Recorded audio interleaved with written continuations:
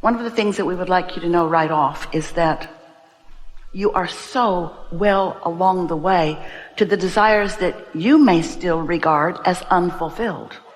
But we know that they have been vibrationally fulfilled, like the seed in the ground is the vibrational beginning of the plant that will grow and the harvest that will come. And your inner being knows that too, but sometimes you don't know it. And in your desire for something that in terms of it being a full-blown see it, hear it, smell it, taste it, touch it manifestation, you don't see it yet, so you are more aware of its absence than its presence, so you slow it way, way down as you believe that it is not done. And often, oh, we love you so much, but often the thought that follows it isn't done is that it must not be coming. Or where is it? For here it surely isn't. Or here surely is this thing I do not want. And your inner being, you know about your inner being. That non-physical part of you, that source energy part of you, knows exactly where you are in your physical format in relationship to everything you want. And is continually calling you to be a cooperative component, calling you on this path of ease and flow and clarity for this never-ending unfolding that is you, this never-ending unfolding, never-ending unfolding. You're never going to get it done. Does that discourage you? Well, it doesn't feel discouraging to know you're never going to get it done if the doing and the getting it done is fun, if you're enjoying it, and you can't get it wrong. That's another really important thing to know. You said when you came into this body, you knew it was perfect timing for you, you planned it. You know it was perfect place for you, you planned that too. And you knew that your environment would inspire from you your specific, unique, important preferences and desires. And so you jumped in with all 4 feet. You did. You came not just willingly, but eagerly into an environment to stimulate interest and desire, because you knew before you came into this physical body how deserving you are of being an attractor of the elements of your desire, and how fun it would be as those elements of your desire, those cooperative components, come into place. So here you are, banging it out with humanity, and you are stimulated to all kinds of desires. But the question that we want this gathering to bring clarity to you about, the question is, yes, you got here just like you planned, and yes, you are exploring just like you planned, and yes, new ideas are flowing, new interests are coming, and yes, your life is unfolding, and yes, you have created, most of you don't know it yet, a vibrational precursor to the manifestations that always follow. And so we want to help you to become a vibrational match to the creations that you have set underway. And in order for you to do that effectively, which only means, from our point of view, joyously, having fun while it evolves, you must understand the laws of the universe. You must understand your place within them. And most of all, you gotta understand how to tend to your point of attraction. You are a vibrational being in a vibrational universe that is managed by the law of attraction, which says that which is likened to itself is drawn. So if you feel like a victim, what are you drawn? If you feel secure, what are you drawing?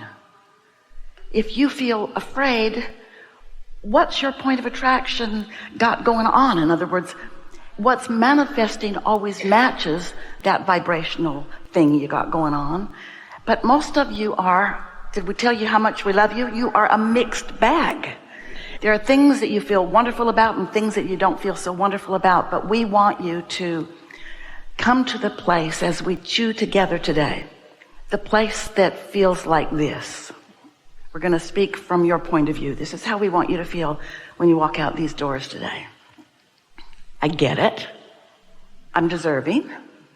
The law of attraction is responding to my vibrational flow, and I can do that vibrational flow thing on purpose.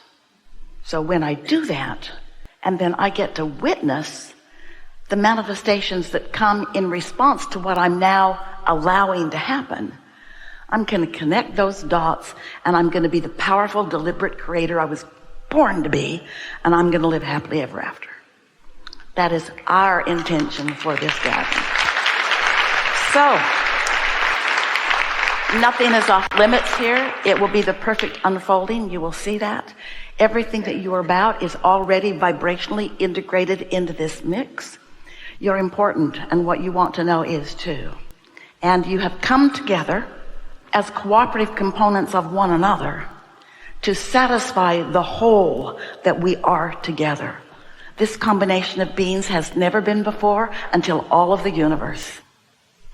And what we're saying to you, evolved, deliberate creator, is that the law of attraction has already gathered the cooperative components to whatever it is that you're wanting to assemble. And your singular intent right now is to be one of the cooperative components, to be a vibrational outputter, a pretty steady outputter that lets you be a steady cooperative component to what your vortex is gathering up. That's it. You did the work. You lived the life. All that life that you lived, that's all factored in. And there are cooperative components gathered up for you. Esther loves to be in a hotel near an airport where she can see the planes coming and coming and coming. As far as the eye can see, there's planes coming. There's planes coming. She can see them. She loves to watch them come that way and then look out that window and watch them land and watch them land. And in San Francisco especially, there's just a steady stream of they're coming and coming and coming and coming and coming.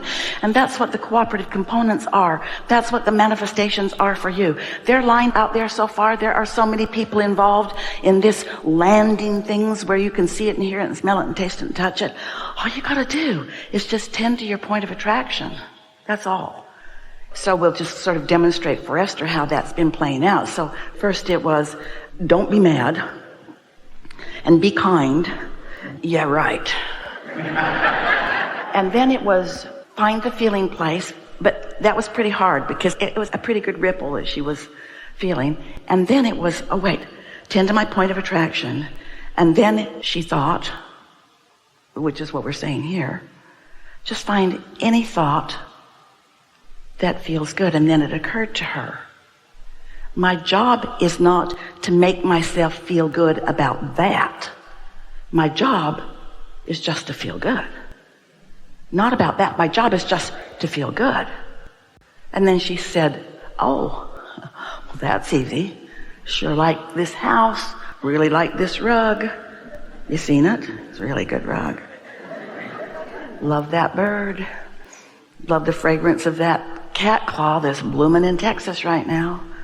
Mountain laurels too. In other words, love that, love that, love that. And in her immediate vicinity, there were plenty of things to observe and focus on. And she felt the tension just lifting. In fact, the tension no longer had any connection to what had caused the tension.